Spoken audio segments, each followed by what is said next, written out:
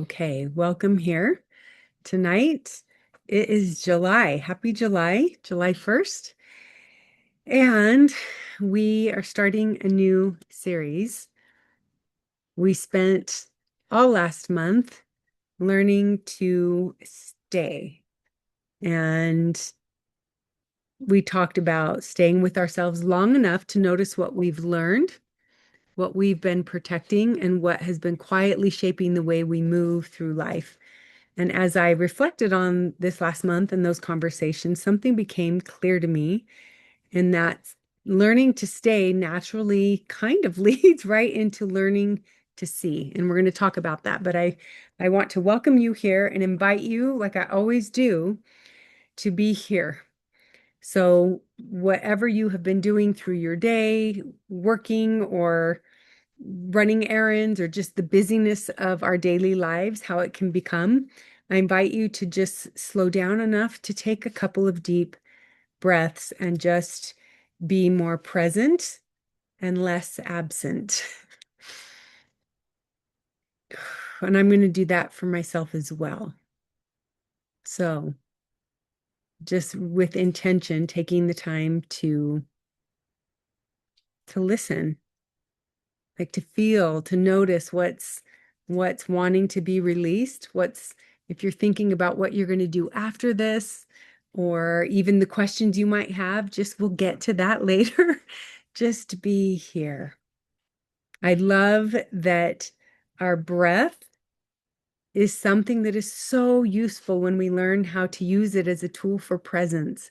Because when we practice breathing, we can begin to notice, wait, I can't breathe and be aware of my breathing and still be thinking all these thoughts.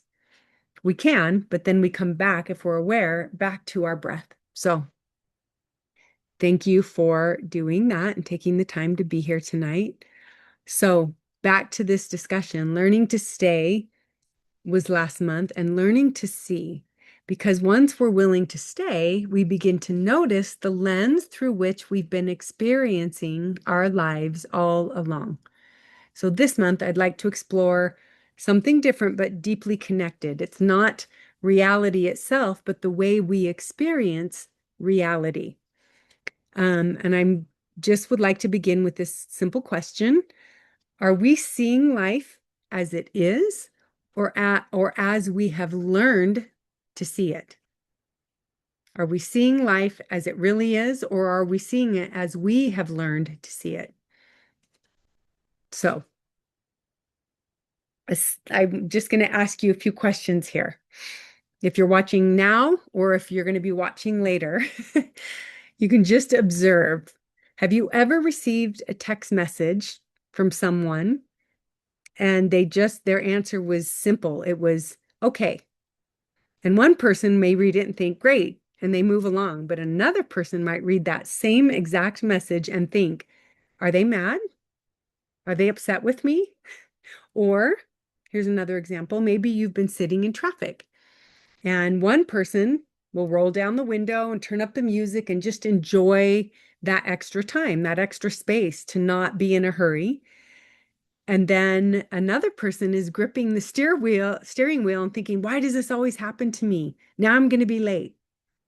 Same experience, two different experiences. Or you're walking at your child's school or walking through your neighborhood, or maybe you're at church and someone you know walks right past you without smiling or saying anything.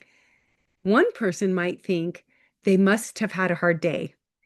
Another person might wonder, did I do something wrong? Are they mad at me? Can you see? Same moment, completely different experiences. Why? Why is that? Does that happen? Because what creates our experiences isn't only what happens, it's the meaning that we make of what happens. I'm going to say that again.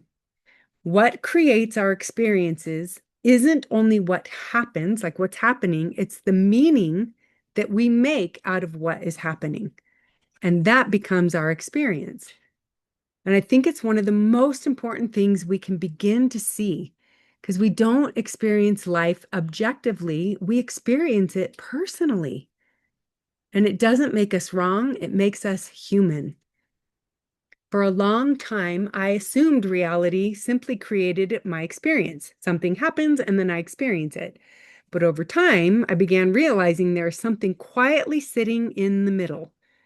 Reality passes through perception, almost like we're all wearing invisible glasses. None of us experiences life directly. We don't experience, again, what happens. We experience the meaning we've made of what happens. So I'm wearing glasses. And right now, I remember when I was a little girl, my mom wore glasses and she had horrible eyes.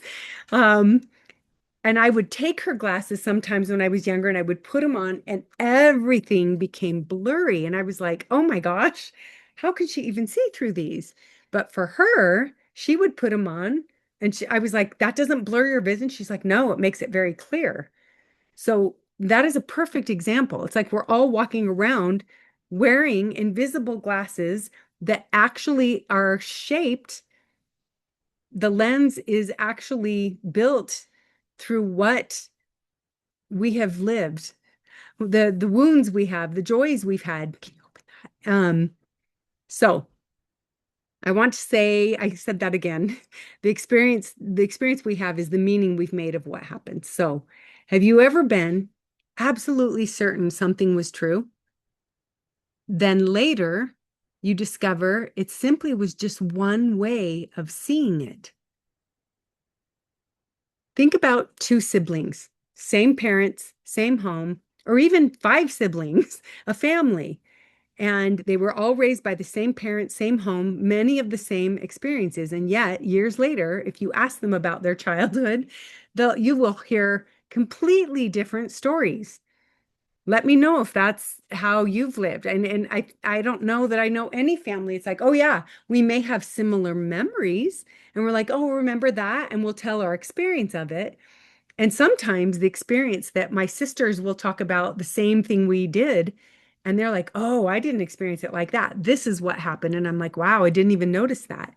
So, same, two different people, same experience, and you can have a completely different story.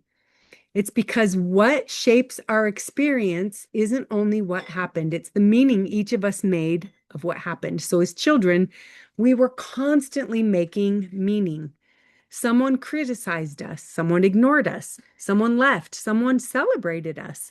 Even without realizing it, we began drawing conclusions. Maybe I'm too much. Maybe love has to be earned. Maybe conflict isn't safe. Maybe I have to keep everyone happy. None of these began as facts. They actually began as conclusions. And a conclusion repeated long enough becomes a belief. And a belief is often really just a decision we made before we had the awareness or the lived experience to question it. Like, is that really true? That we talked about this a little bit last week. Like, is it true that life isn't safe or that I need to keep everyone happy? And those began as just conclusions. But once again, a conclusion repeated long enough actually becomes a belief. And a belief is a choice, it's a decision that we make.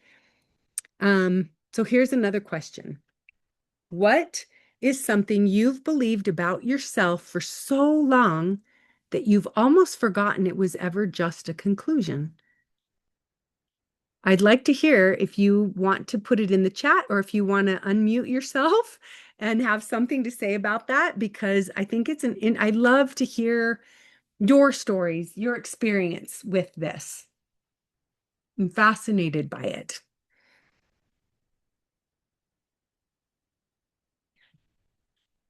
Okay, so there is a loop that is constantly going on that creates our reality. And once we believe something, something interesting begins to happen.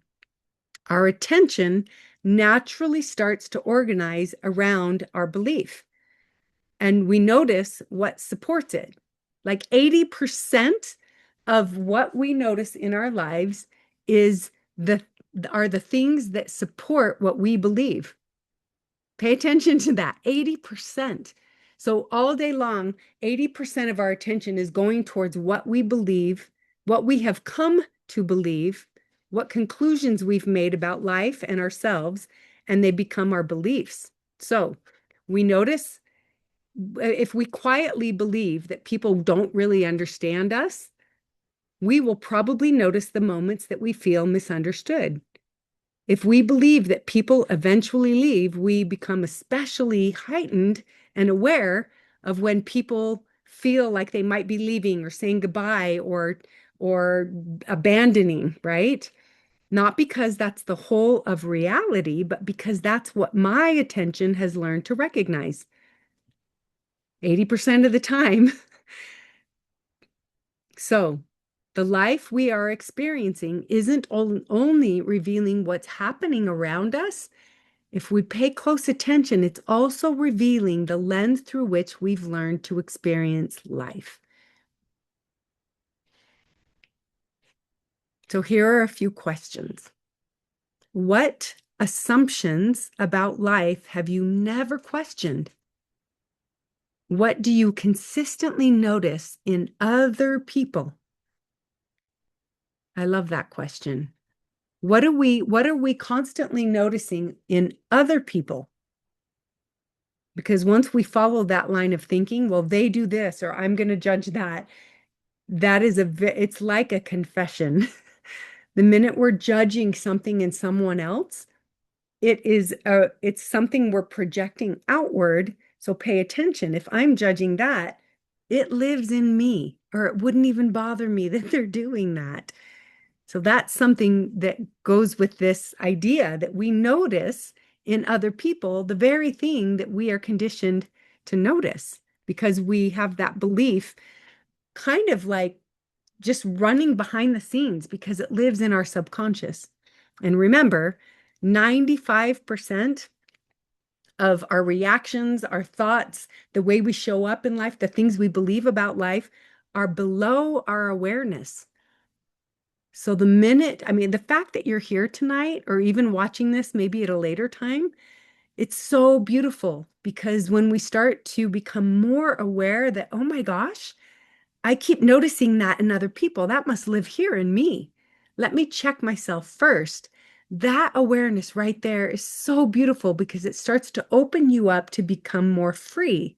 There's more possibility now when you're open to the idea that maybe I can shift my beliefs and I stop judging others. I have more compassion and more curiosity. Here's another question. If someone else had lived your exact life, do you think they would necessarily have come to the same conclusions? I love that one because it makes me really curious. What if we could actually test that? I don't know that we can, but I think the answer would be that's impossible because we are so unique. Everyone has their curriculum. I've talked about this a lot that I don't think we're here to be tested. I think we're more likely here to learn, to grow, to expand into love, to remember that we've never been separate from love. So, of course, we will each have our own unique lens and our own unique curriculum where we get to learn and grow. So, if that last question, which I think that would be impossible because we're all so unique. So if it's true that we're not like that, they would obviously have something else. Then perhaps our conclusions aren't the whole of reality. Perhaps they're simply the lens through which we have learned to experience reality. So, like I said, we all wear our own unique lens. How could my lens possibly be the same as yours? If each of us has been shaped by different experiences, different relationships, cultures, joys, wounds, like I said, why would we assume that we're all looking through the same lens? So what if, instead of asking, why don't they see what I see? We begin asking, I wonder what life has taught them to see. And to me, that's where compassion begins. It softens judgment. It's a way to look outward and be curious. We talked last week about what it's like when you go to help someone who's wounded and it doesn't go well. It's because probably there's a wound there that we don't understand. So we question, we get sad, like, why are they acting like that? But if we knew their story, we knew what lens they were seeing their life from and living their whole lived experience through a lens of that they hate themselves because something happened when they were younger. There's so much more compassion when we look outward at others and without judgment, but with just curiosity and compassion. I love that. I'm going to say that again. So, what if instead of asking, why don't they see what I see? We begin asking, I wonder what life has taught them to see. Like, basically, what is the lens they're looking through that's creating so much suffering in their lives still from a decision, a conclusion, an assumption that they made about themselves before they knew better? So there's no judgment anymore because we all have done that. We all have experience with feeling not enough or less than on some level because it's part of our experience to be here and to grow and evolve from believing that we're something's wrong with us to understanding, oh, that was part of my path. It was important for me to live what I'm not in order to remember what I actually am. So I love that idea of curiosity and compassion. If you have any questions, please let me know. I'm going to scoot this over so I can see if anyone. Okay. I have a comment. Yes. So I was thinking about your question Mhm. about stuff about ourselves. And I think for me, I have this, and I'm way better, but it's that it takes me longer to get stuff and that I'm stupid. And so I remember, like, I don't know, it was probably 15 years ago. And I was at my daughter's work, and her boss was kind of like treating me like an idiot, or at least so Mm, I saw it that way. yeah, yeah. And then my husband kind of laughed along with him, and it enraged me more than it should Mm, have. You know what I mean? But it's yeah. Well, obviously, I had some mm, beliefs around there that I still needed to work on. I was like, whoa, this is like an overreaction for what it was. can you see that now, or could you see that then? Or are you I seeing it now? couldn't see it then because I was Okay. dysregulated, Yeah. Uh-huh. but I definitely saw it like a couple of weeks or a week later.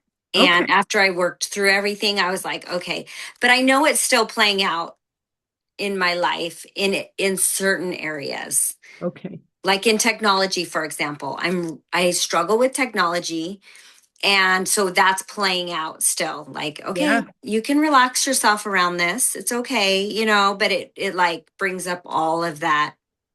So I know there's still stuff playing out. I just don't know actually what it is. Okay. So when you say you don't know what it is, it sounds like you kind of do. 'Cause- Well, yeah, I mean, I can see that I've created the belief system, but it's so easy for me to fall into that rut again and again and again, even though Okay. I've trained myself to get out of it. It's almost like it's not completely, it's Okay. easy to go back to it. Okay. In what ways have you been training and like what are the tools that you're using to kind of um be more aware in the moment, like, oh, there it is again. Because I can give you some, I mean, I don't know what you've been doing. That's my question. I guess like for me, one of the tools that I use is this absolutely true? Kind of like challenging it. Okay, kind of like it's Byron Byron Katie. Katie. Yes, Yeah, yes, yes, Byron yes. Katie. I love, the work, Yeah, is it true? Second question, is it really true? Because if we're first going to be like, well, of course it's true. And then she's like, is it really true? And then you have right. to be like, well, wait, how can I be so certain that it's true?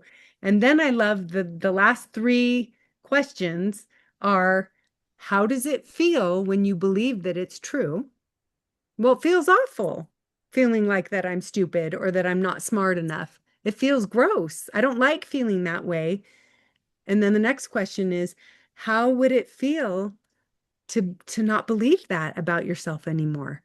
To not make that the conclusion that I'm stupid. Well, that actually would feel wonderful if I could believe that. And then the last part is when you kind of she asked you to like flip it around and start to get really creative and trust yourself to come up with, well, what if it isn't true? Or what if, you know, well, one of the questions she was like, my husband doesn't love me. And she's like, is it true? No, it can't be true. But what if, and one of her flip arounds was, what if I don't trust myself to love him? You know, she was flipping it all around. And Mm. so there's some, when you start to do that, you're like, oh my gosh, it's so confusing what we have come to believe because it's It's so that mirror powerful. thing. It's that mirror thing that It's you a were mirror just thing. saying.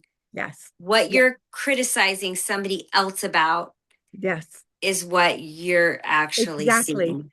So and whatever age we're at, it's so easy because that's all we saw modeled. This whole thing of the idea that life is a mirror projecting, we project out and it will show us what we believe to be true Mm. because our beliefs shape our thoughts and they are energetic. They're not random. They are literally sending out a quiet signal. Oh, this is what they believe. And life starts organizing around that because it creates our thoughts. And then our thoughts create our emotions about the thought. Then our emotions create our action. How are we going to react to that feeling? Whether we shut it down or we just dismiss it or whether we finally face it. But then the action creates our experience, which creates our reality. And now we have proof. See, I'm stupid because look what's happening. But if we're aware of the loop, of course, because it started with a belief, our reality can only be shaped according to what we believe to be true. So if we're that powerful to create experience, our life, our reality around a non-truth, a conclusion, a decision we made before we knew better, that is really good news because it means we're that powerful to create the opposite. Once we finally stand in our power and take back our authority and become the author of our lives in a new way, that's our power. That's the power move is saying, wait a minute, I have lived in suffering for long enough. And now I'm aware that I was the one creating that loop because I believed it and it was below my awareness for all my life. Now I have the tools to turn towards it instead of just judging it or running from it or blaming someone else and saying, I get to own that I came to believe that at a young age. Something must have happened when you were younger in school or with a teacher or with a parent, and they laughed or something happened and you felt it deeply. And it doesn't make you wrong. It makes you human. You're like, well, of course. Why wouldn't I not think that? Of course you came to believe that, and that's okay. But now you have the awareness to say, I can turn towards that version of me and say, you didn't do anything wrong. Of course you came to believe that, and it's not true. Look at you. You show up here, you're taking notes, you've read so many books, you've done so much work. I admire you for how much you've done and how far you've come, Tamara. Really. So that is not a stupid thing. Technology, I think we're all in the same boat as we get older and it just keeps changing and growing. And it's like, how do we keep up with it? If we're not working with it all day long, then it becomes something that's a little bit like we resist it because it's going so fast now. We didn't grow up in that age. So when you can give yourself some grace and say, of course, I don't know how this works right now because I'm not using it every day and I wasn't raised on it. We weren't raised on that. So there's a lot of grace. If it's something you desire to get better at, great. You can spend some time there. And if not, someone can laugh and you can be like, yeah, that's fine. That doesn't bother me because I know I'm smart. I don't have to be technologically, genius. That's okay.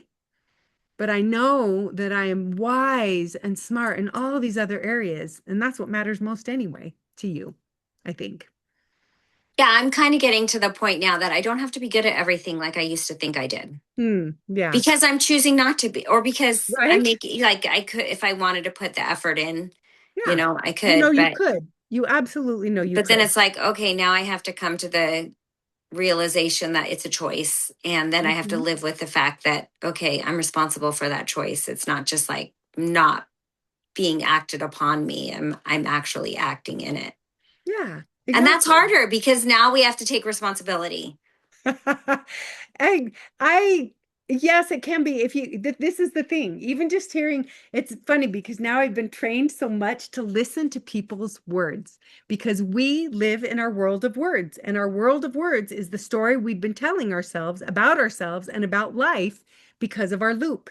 And everyone has their story. Peter Crone says this wonderful thing. He says, people are addicted to the idea of themselves. And you're like, what does that mean? What he's saying is, we literally are addicted to our story. I'm Mhm. this. I've done this. These are my accomplishments. I have this many kids. This is who I be. And we think that is our story. Over and over, we tell it. Every word we say about it is a vibration that goes out, and everything will come to match it. So when we start to shift, like, wait, is it true that I'm just that?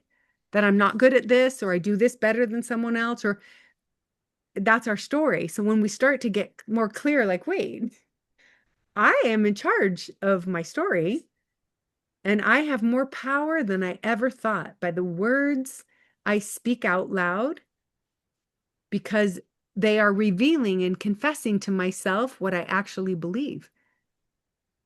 So later tonight, ooh, we're at time getting close here. I want to give an assignment that's really simple, but I think it will be really powerful.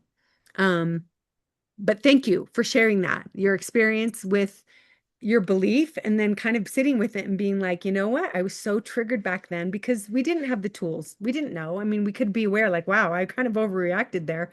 And then we let it go. But now we're more likely to be like, oh, I can see that bothered me so much, but I'm projecting that out onto them, or they're projecting things onto me. And I don't need to make that mean anything about me. That's when we start to kind of step back into our power when we're like, oh, anybody can say anything. All these triggers are happening, but I'm pretty solid here that none of that, I don't need to make it mean that I'm this or that because I did that when I was younger and I saw how that works. I've been suffering a lot believing that old story that wasn't even true. I bet if you went back and talked to those people in that situation, they'd be like, that's not what I meant. Or we were just joking. We were having fun together, whatever. But it wounded you because you believed on some level that that was true. They didn't know For that sure. about you, so they didn't know it was going to trigger you. But you're right. They could have been more thoughtful, right? You Mhm. know, especially if they were people that were close to you and they knew that that might be a soft spot for you, right? I get that too. That could be triggering too. So it's not always just one thing. It's very complex and layered, but ultimately this loop that beliefs create thoughts, create emotions, create actions, and then our experience becomes where we're like, okay, well, see, this is true. The self-fulfilling prophecy, because I believed it was true. When we start to question, wait, why is that really true? That's when freedom and possibility starts to open. So, um, so this isn't about proving ourselves wrong to be like, oh, well, I should have believed differently. I would have had a different life. No, it's about becoming curious enough to ask, is this the only way to see this? Because the moment we ask that question, something begins to open, and it's not certainty, it's possibility. And possibility is where freedom begins. So the invitation for this week is become a collector of your assumptions. Even if you have to carry a small notebook or use the notes app on your phone, whenever you catch yourself thinking, well, people are always doing this, or I never do that, or this is just how life is, or I already know how this is going to end, write it down. Just simply write it down. Don't argue with it. Don't defend it. Don't try to replace it. Just notice it. I asked you last week to become a noticer. This time I'm asking you to become a collector of your assumptions. Because before we can question the lens, we have to first notice that we are looking through one. We're looking through our lens. So it's going to be a 1.5 for someone else and a 2.5. You know what I mean? It's going to be blurry for some people and other people will be very clear, just like my mom's glasses when I was younger. Um, so the thing I like about this, I think one of the greatest gifts awareness gives us isn't that we become suddenly so certain, it brings humility. The humility to realize that the way I have experienced life may not be the only way life can be experienced. So it doesn't make my experience wrong. It simply means there may be more to see. And to me, that is so beautiful. Not by forcing ourselves to think differently, but by becoming curious enough to recognize that we've been looking through a lens all along. So over the next few weeks here, we're going to keep exploring that lens together. So next week, we will explore something I find absolutely fascinating, and it's that our brain isn't just observing life, it's constantly predicting it. We'll look at how our past quietly shapes what we expect to happen, what we notice, and what ultimately how we experience the world around us. So for this week, just start collecting your like how you're judging things and become aware like, oh my gosh, that lives in me because I'm seeing it through this lens. And get curious. I wonder what I wonder what their lens is. I have a conversation with someone you feel close enough and safe enough with and ask them it's not really an assignment, but I'm curious what you might find out if you started asking questions. I see Brooke there. Is that Brooke?